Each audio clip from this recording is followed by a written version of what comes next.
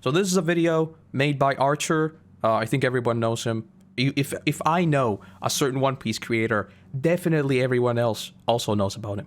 I'll link it in chat when we're done. But yes, this is a video titled "Everything You Need to Know About the Blackbeard Pirates Explained." As you know, I'm a Blackbeard enjoyer. I have about 50 different theories about Blackbeard, about his devil fruits, about what he means in the story, about why he's definitely going to have some sort of deal with Davy Jones, and everything about that. So let us educate ourselves on what is actually going on with Blackbeard. The Blackbeard pirates are the central antagonist of One Piece, and yet there's probably a lot of details you don't know or don't remember about them, such as their backstories, their official bounties, their ages, all of their devil fruits, and a lot of other details. So I created this comprehensive guide to tell you everything. Hold on. What? Comprehensive guide. 180 meters. How did I not realize this? I literally, when I read the, what was it? Where was the chapter with him? Was it the last one? Wherever he appeared, I was like, yeah, he's going to fight Bragi and Dory. Well, I mean, no, he won't. 180 meters? I thought he was a giant. Not 180 meters, 3 times the Colossal Titan. Okay. To tell you everything you need to know about this infamous pirate crew, as well as all the information you need to know about Sword, Garp, and the Rocky Port incident. So the Blackbeard pirates are commanded by, of course, Blackbeard, who rules under the title of Teitoku, or Admiral, leading as captain of the crew's main ship, known as the Saber of Jebek, which no doubt has some connection to the legendary pirate of the same name who once made base on the island of Hachinosu. The crew then has 10 another ships which are commanded by the 10 Titanic Captains, the commanders that form the And we don't know the 10th on top one, right? Of course, several subordinate crews, much like other Yonko. Tish himself grew up somewhere in the Grand Line where he allegedly had a painful and lonely childhood, according to the Viver cards. Alright, so this is the thing that I've seen this picture, right? With this one. And this is why I keep joking around that at the end of One Piece, Blackbeard's not going to die. It's going to be some sort of thing where Luffy puts him to eternal sleep or something stupid like that. He's not going to die because this is One Piece. Guarantee it. And has been biding his time, lurking in the shadows and not showing his true strength to enact his plans into motion. He originally had a 0 belly bounty before becoming a Shichibukai, and this isn't metaphorical, it was literally 0 since the government was unable to assess his strength. Is this in the anime? The zero bounty thing, I don't remember this. That's cool. I see uncertain he's done well for the That's cool. I don't remember this at all. Which has since then risen to the current 3.996 million belly bounty. Japanese fans have noted how his current bounty can technically be read in Japanese as Sankokoro, which can mean 3 souls, which could tie...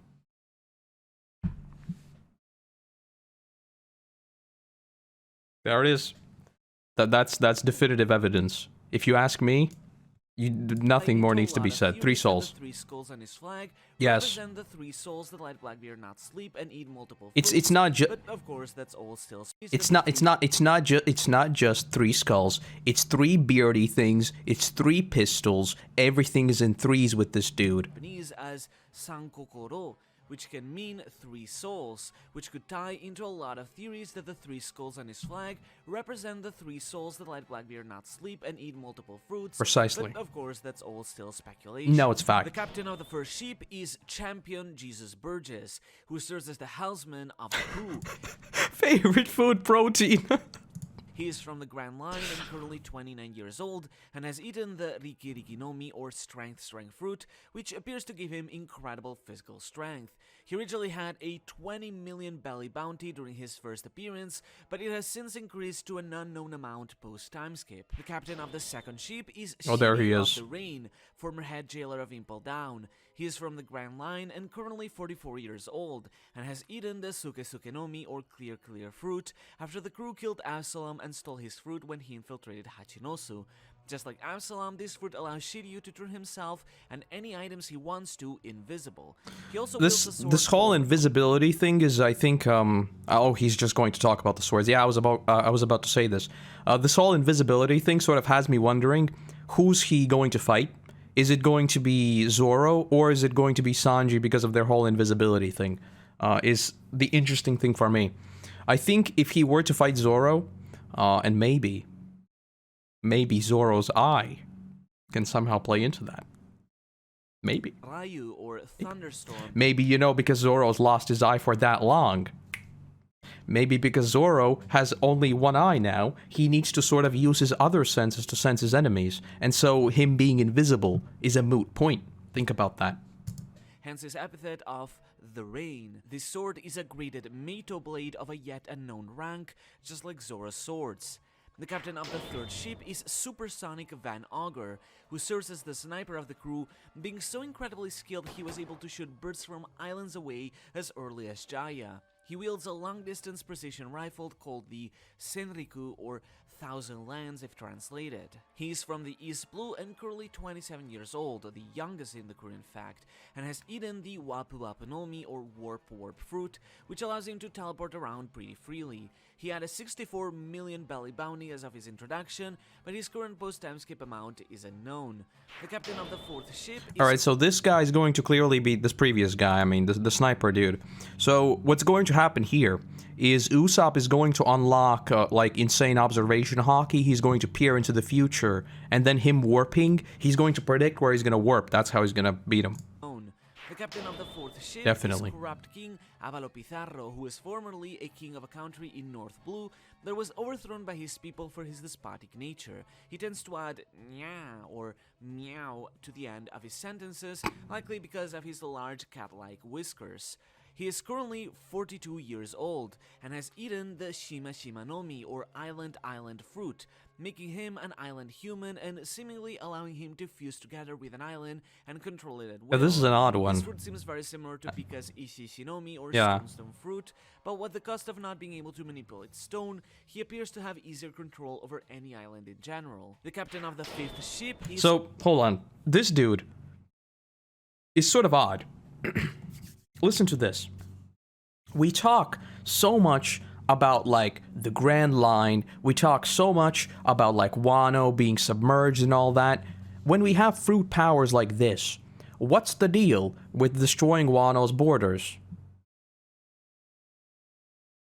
This dude, if he lands on Wano, he can unleash whatever he wants. Okay. The captain of the fifth ship is Oni Sheriff Lafitte, who serves as both the navigator and chief of staff of the Blackbeard pirates. He was originally a sheriff from West Blue who was exiled due to his horrible accounts of police brutality, hence his epithet, for which he has earned a 42 million belly bounty. So, unknown fruit that gives him wings, what could this be? Though his current amount is unknown. Guess we'll He is see. currently 41 years old and appears to have a fruit that allows him to sprout large white wings in place of his arms. However, he's only been seen like this once, and we don't yet have confirmation of what his fruit really is, whether it's a mythical angel or some sort of bird zoan, we don't really know.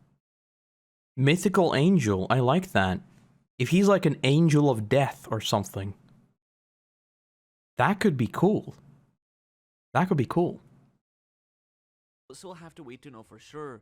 The captain of... Why Wano he can unleash the red line? I mean, that's what I'm saying, right? When you have these sorts of fruits that are sort of absolute in what they do, the dude can literally just pull up to any island, and, you know, I mean, just take over the whole thing, technically. I don't know, it's odd. Of the sixth ship is Crescent Moon Hunter Katarina Devon, who is referred to by Ivankov as being known as the most evil woman in pirate history, hunting down beautiful women to take their heads as trophies for her personal collection, which she claims is a pursuit of beauty. Definitely. She is only 36 years old and from the South Blue, and has eaten the Inu no Mi model Kyubi no Kitsune, a mythological zoan that lets her transform into the legendary nine-tailed fox of Japanese folklore, said to be capable of taking the appearance of anyone, thus allowing her to change her appearance to that of other people. This fruit seems to be a better version of Mr. Two's Mane Mane no Mi, or Copy Copy fruit. This is honestly something that I've really enjoyed, and I wonder how many others are we going to see like this, right? Where she has sort of the same power, but a better version of it, right? Where technically, if you think about it, like the Magma Boy's, what's his word, Akainu's power, to an extent, is better than Ace's one, right? I think Ace's one definitely has like better movement and stuff like that, but in terms of sheer strength, I think the Magma's power is definitely better, right? And with these mythical zones, when you have sort of multiple aspects to the power, I think it's very interesting. And I wonder what that's going to mean for our boy Chopper over here. I've said a lot that maybe he too has a bit of a special zone. You know. All right, let me read this out. Let me read. I think that's very funny. If he is the Reaper Zoro saw and he can hypnotize people, maybe Zoro's working for Blackbeard against his will. I mean, you never know. You never know. Okay, let's keep going. I don't know a lot of these, right? It's as Wibes said. A lot of these come from the SBS, and I haven't read those. Or Copy Copy fruit, as Devon can even instantly change her clothes with this power. She is also said to fight with a whip. The captain of the 7th ship is colossal battleship San Juan Wolf. He is currently 99 years old, as he is a member of the giant race, which live triple as long as humans, which would put him somewhere around 33 human years. This was already explained in the viewer card databook, but San Juan Wolf is a normal giant for— Oh, this is from Marineford, right? Oh, right.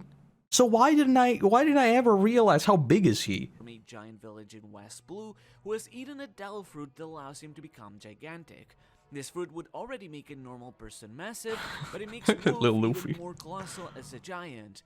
In this chapter, we get the name being the Deka Deka no Mi, or quite literally Big Big Fruit, which allows the user to become bigger, with San Juan Wolf particularly reaching heights of up to 180 meters. This is ridiculous. I love these sorts of things, by the way. You have no clue how many videos, like anime videos I've watched about this, like size comparisons, and you just have these ridiculous fantasy things that just keep getting bigger and bigger. I don't know why. It's one of those things that are so fun to look at. It's great. Tantan fruit from Doflamingo Suborn is a better version than the Kilo Kilo fruit, the girl on Whiskey Peak. Yes, very true, very true. He's huge, he is ridiculous. He can walk in the sea. I mean, technically, yeah. I mean, that seems pretty OP. If you can literally just walk the sea and just carry your... But no, technically you would still get, like, tired, right? So... Because he still has a devil fruit. This is ridiculous. This is insane.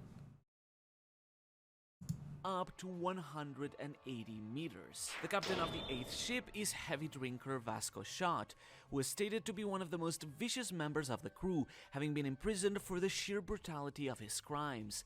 He is currently 38 years old and was revealed in this chapter to have eaten the Gabu Gabu no Mi, or Glug Glug fruit. That's a very... which, as described, it makes him a sake human, or very glamorous close-up. Alcohol human.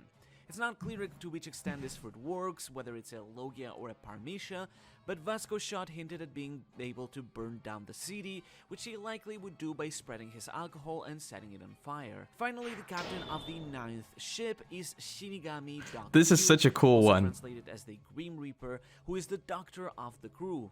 Having had a frail body and health since his childhood in North Blue, you may be surprised to hear that he's actually... Apples without bombs inside. Carrots without bombs inside. Incredible.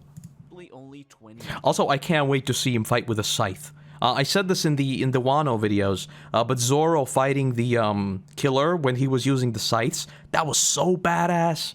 I want to see characters use scythes so much more. Scythes are such a badass weapon. Come on. Years old. He has eaten the Shiku no Mi, or Sick fruit, which allows him to inflict diseases of several types onto his opponents, like the feminization disease he did with Law. Yeah, this is one of those things that just seems broken, right? The whole disease thing. Again, this is one of those powers I feel like kind of breaks the series. Why not approach Luffy, give him Roger's disease, and then just peace out? Just like, okay, you will perish now, goodbye, and that's it. I mean, He had a 72 million belly bounty, actually the highest of his crew at the time, though of course, just like everyone else in the crew, his current increase after the time skip is unknown. He's also always joined by his horse Stronger, who is as sickly as him. Stronger has also eaten a fruit, the mythical Zoan Uma Uma no Mi model Pegasus, allowing him to become a winged Pegasus and thus letting those who ride him fly through the skies.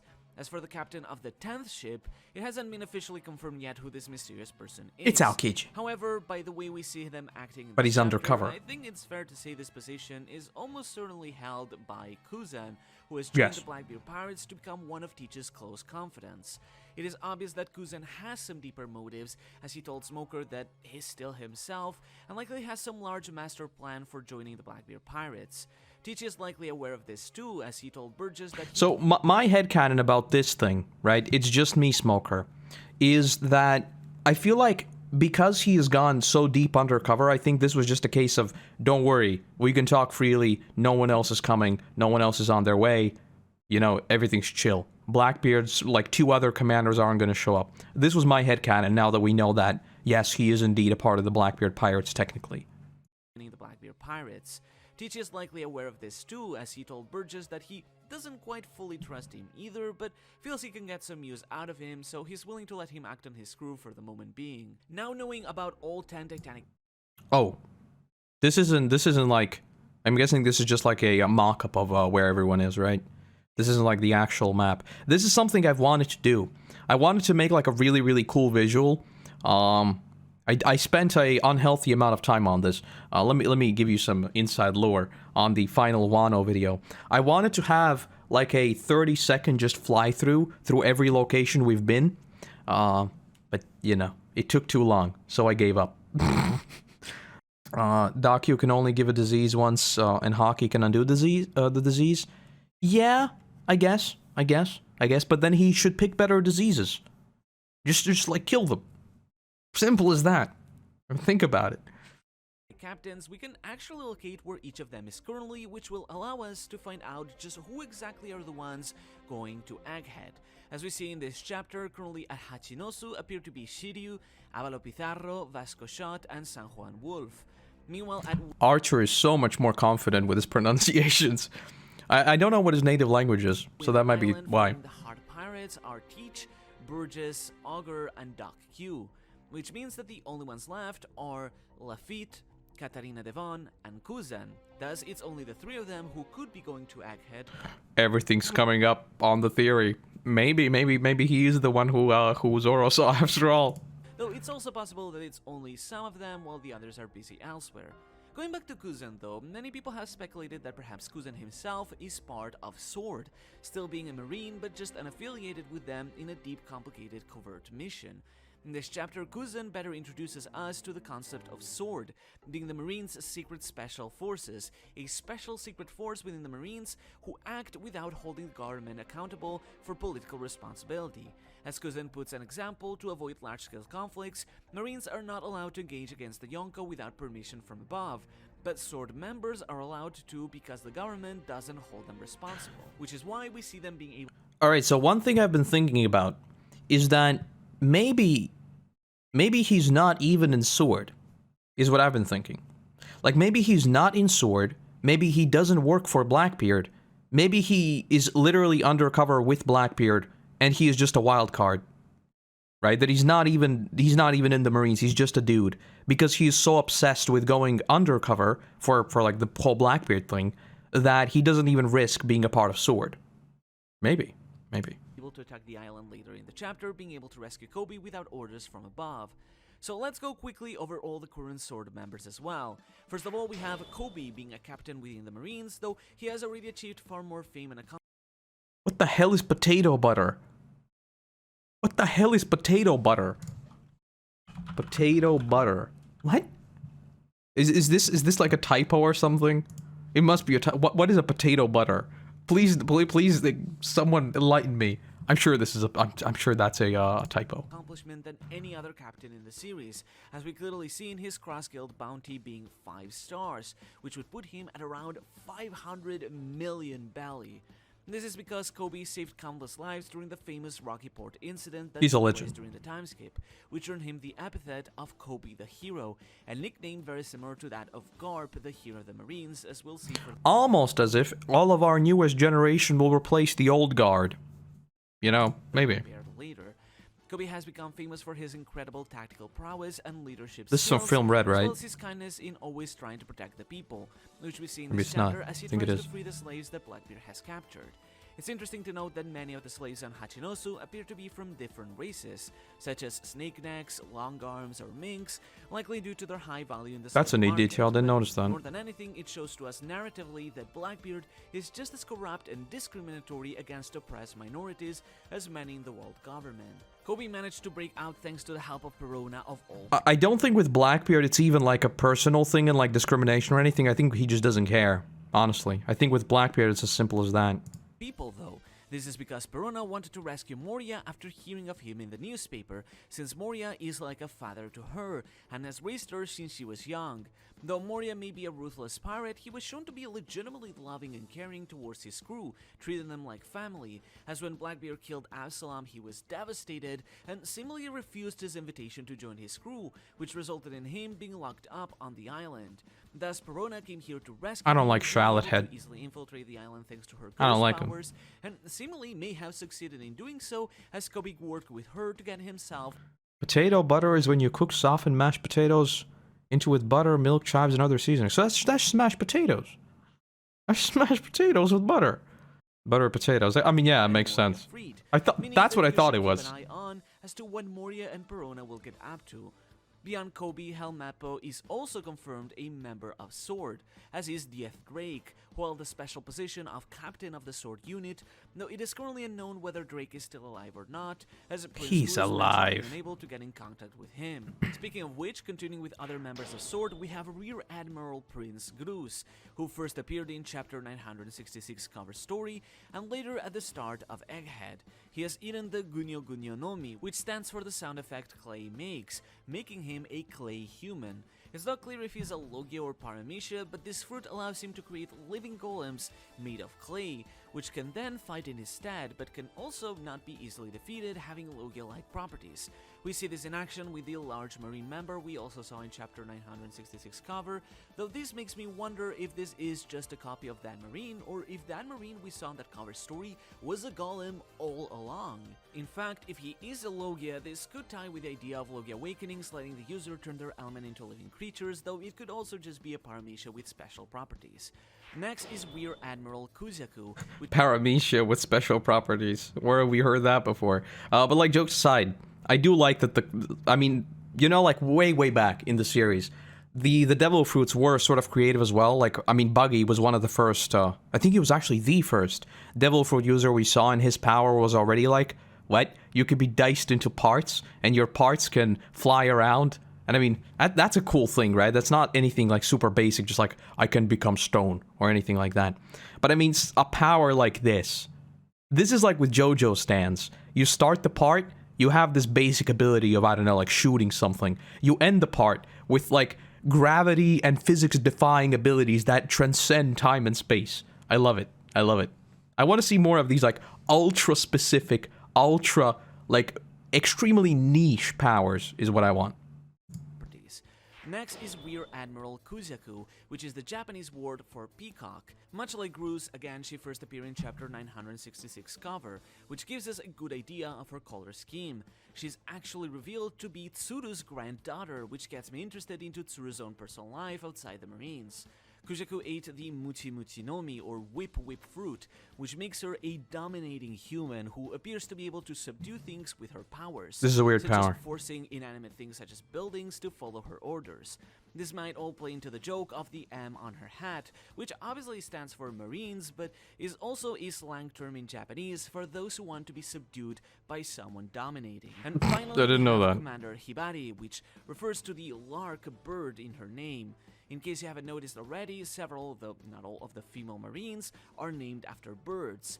Tsuru stands for crane, Isuka stands for crossbill, Tashigi stands for snipe, Kuzaku stands for peacock, and Hibari stands for lark. Hibari is particular as a character as she seems to talk in a Japanese Hiroshima dialect.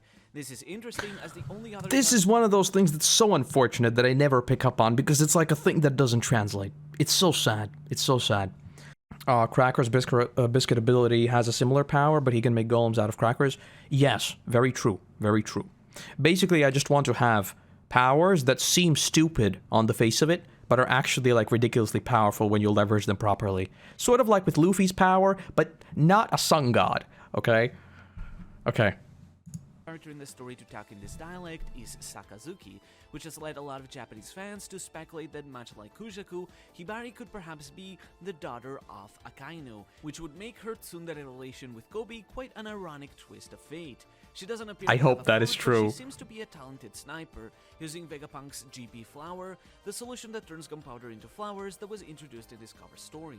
And last but most certainly not even remotely least, we have Monkey D. Garp, the legendary hero of the Marines. Now, we don't know for sure if Garp is actually a member of SWORD, as Dahl claimed that he needed permission from above to attack Oyanko territory, implying he isn't, but... I think Garp doesn't need permission from anyone. If something happens, like...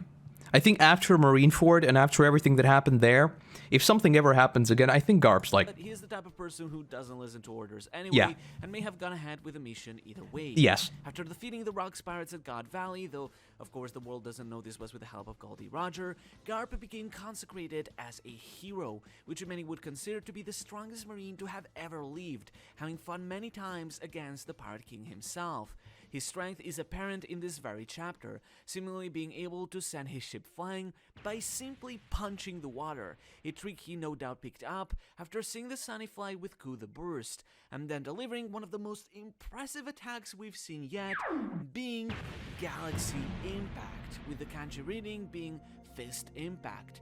In this case, Garp's very fist is compared to a whole galaxy, which makes me just a nuke, no big deal. Cosmology of Garp being a D and being able to stand against the celestial gods. Regardless, this title of hero has been... You know what I keep thinking about? Like, now that we know, just how ridiculously powerful Garp is, and obviously he doesn't have a fruit, and that he clashed with Roger himself, who also didn't have a fruit.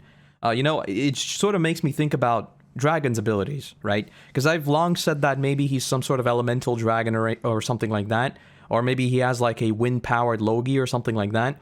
But if he too were just a hockey user, then we would basically have all of the old guard using purely hockey, and as we know, hockey transcends everything. So, by Kobe as well, who knows? Having come to be known as the hero of Rocky Port, and Garp referring to him as his protege, literally the future of the Marines, making his parallel as Luffy's own Garp all the more evident.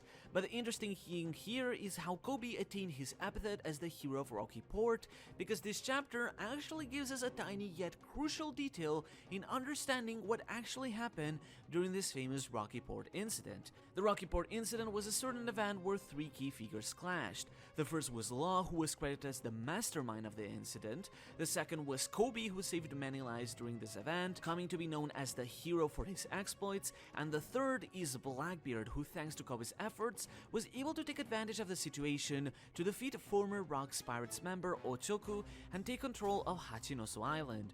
But as Pizarro explains, he says they better not damage the town much, since they just finished repairing the Rocky Port, which would indicate that Rocky Port is actually the name of the port of Hachinosu Island. I'm silly, I never realized. A lot of things start to make sense, because it explained how Blackbeard was able to take control of the island during this incident, because the incident took place on Hachinosu itself. And even the name finally makes sense, because of course Hachinosu was originally the home base of Rocks Quebec, hence the name of Rocky Port. Could this infamous incident perhaps give us more light into the secrets of Rocks Quebec, and what connections does Blackbeard have with him? I suppose only time will tell. There it is. There it is. That's a very good video. I really enjoyed this. I really enjoyed it. That's a good video, as usual, by Archer. Archer is a legend. Everyone knows this. We've watched a few of his videos. Every single one of them. So informative. This dude knows One Piece like the back of his hand. Let me link it in chat real quick. So this is the video. This is the video. Everyone should watch it. It's great. We like Archer. Probably going to watch a lot more of his videos. Biggest takeaway. Big dude is very big. Potentially we're going to find out some rocks lore relatively soon. If this is like where rocks lived previously, maybe now that our legends have dropped on there, maybe there's something going to be there. I don't know. Whatever the case, I've learned a lot because a lot of these things are from the SBS, which I still haven't read, and I do mean to read. I do think that Kuzan is the 10th commander, though. That is sort of my. I don't think he is actually, but I think like that's what the story is implying, basically. I think he's going to overthrow everyone, which is going to be very ironic because Blackbeard is going to get played by his own sort of commander, and I think that'll be very funny. The chapter comes out in like a minute,